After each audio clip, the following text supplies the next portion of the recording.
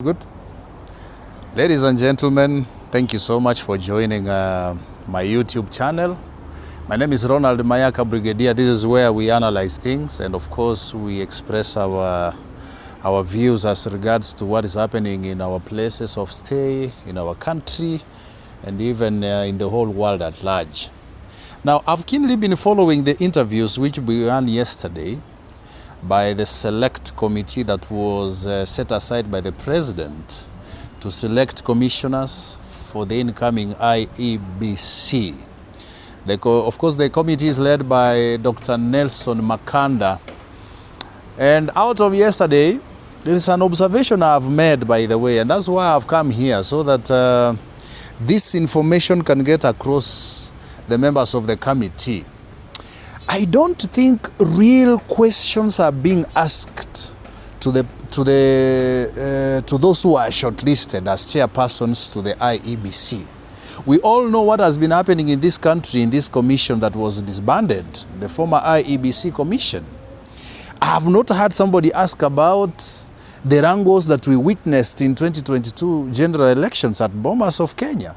I have not heard any member of the committee asking about the deadlines, because we are constituting a commission nearly when we have like 2 years to a general election. Nobody has asked such kind of a question. We have not had questions being asked about, we witnessed before the general elections of 2022, how even ballot papers were being procured, how the kits that were being used were being procured. There were other wrangles from other commissioners who were saying the chairperson was doing things by himself. They were never aware.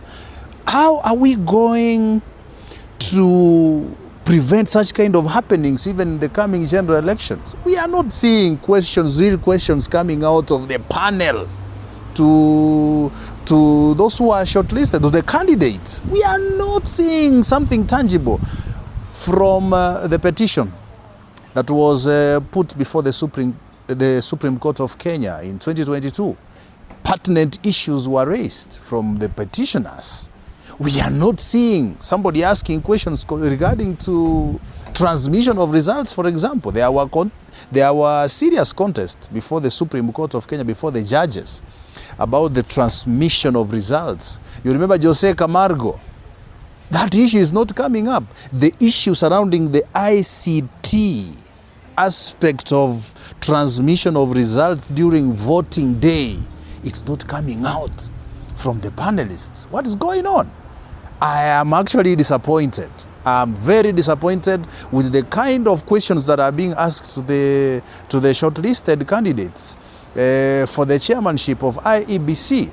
Let's ask these guys real questions. Let's hear how they are going to sort out differences if they happen again in IEBC. How are they going to handle some of the issues which have reoccurred from 2017, 2022, and possibly are going to reoccur in 2027 as regards transmission of results? And that's where there seems to be a big problem.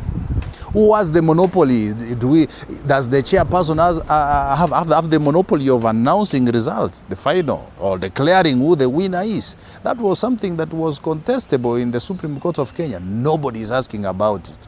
They are dwelling on a professional aspect of those people who have been shortlisted.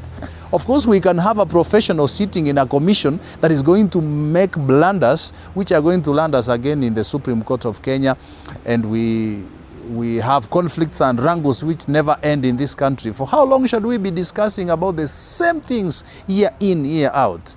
It's a challenge to the panel. Let them ask real questions so that we end up having the right people sitting in this commission, so that we don't have issues that are going to mess our country, especially in the forthcoming elections in 2027. Continue subscribing for those who have not subscribed, and thank you for always following Brigadier TV.